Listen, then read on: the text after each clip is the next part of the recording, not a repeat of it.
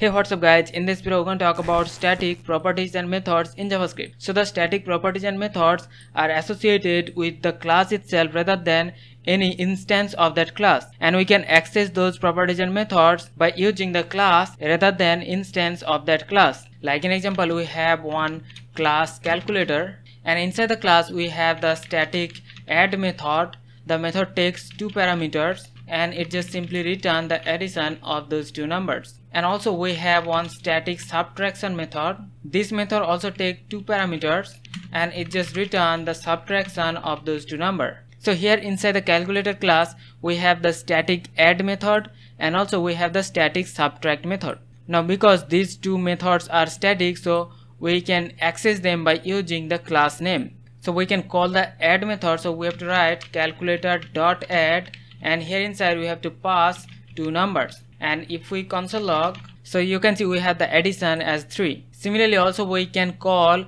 the subtract method. So for that we're gonna do the same. We have to use the class name dot subtract, and here inside we have to pass two numbers, and you can see we have the output. So this way we can access the static methods of the class by using the class name. Similarly also we can have static property. Like an example, we can have static total calculation. So this property is just simply going to count the number of calculations done inside the calculator. So whenever any of these methods are called, we're going to increase the value of this property. So because this is one static property, so I'm going to write calculator dot total calculation, and we're going to increase the value by 1, and inside the subtract method, and we're going to increase the value by 1. So every time we perform any calculation, the total calculation will increase by 1.